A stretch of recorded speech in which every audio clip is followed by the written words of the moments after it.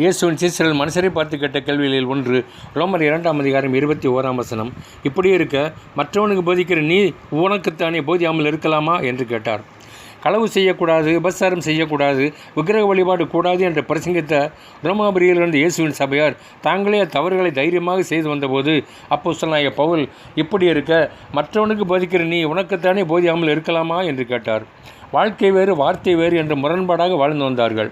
தனது வாலிப மகனை அழைத்து கொண்டு அந்த மகனை சந்தித்து விதவை தாய், ஐயா, எனது மகன் புகைப்பிடிக்கும் போதை பழக்கத்திற்கு அடிமையாக இருக்கிறான், அவன் விடுதலை பெற ஆலோசனை கூறுங்கள் என்று கேட்டார்.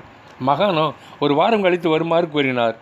ஒரு வாரம் கழித்து மீண்டும் சந்தித்த போது அந்த மகன் நல்ல ஆலோசனைகள் வழங்கினார்.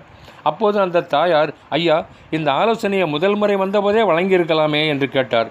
மகனோ, அம்மா, எனக்கு சுருட்டு புகைக்கும் பழக்கம் இருந்தது, இந்த ஒரு வாரத்தில் அதை விட்டுவிட்டேன். நான் தவறு செய்து கொண்டு அதே தவறை மற்றவர்கள் செய்யக்கூடாது என்று எப்படி போதிக்க முடியும் என்றார்.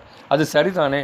எனக்கு பிரியமானவர்களே, இன்றைய நாட்களில் இளைஞர்கள் தங்கள் வாழ்க்கையில் ஹீரோவாக மாதிரியாக வைத்திருக்கும் தலைவர்கள் ஒழுக்கத்தை பற்றி பேசுவார்கள். மனைவியுடன் ஒரு துணைவியையும் வைத்திருப்பார்கள். மது இருந்தக்கூடாது என்பவர் பல மதுக்கடைகளுக்கு உரிமையாளராக இருப்பார். போதைப்பொருள் பயன்படுத்தாதே என்பவர் போதைப்பொருள் கடத்தி விற்கும் ஏஜென்ட்டாக இருப்பார். ஆனால் வாழ்க்கையில் எதை மற்றவர்களுக்கு பிரசங்கித்தாரோ அதை அப்படியே தன் வாழ்க்கையில் பின்பற்றி வாழ்ந்த ஒரே உத்தம தலைவர் இயேசு கிறிஸ்து மட்டுமே. நான் செய்தது போல நீங்களும் செய்யும்படி உங்களுக்கு மாதிரியை காண்பித்தேன் என்றார்.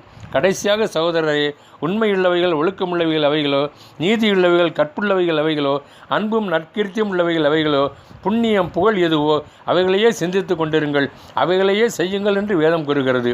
இயேசுவையே நமது முன்மாதிரியாக ஏற்றுக்கொண்டு அவர் காட்டிய வழியில் வாழ இன்றே நம்மை அர்ப்பணிப்போம்.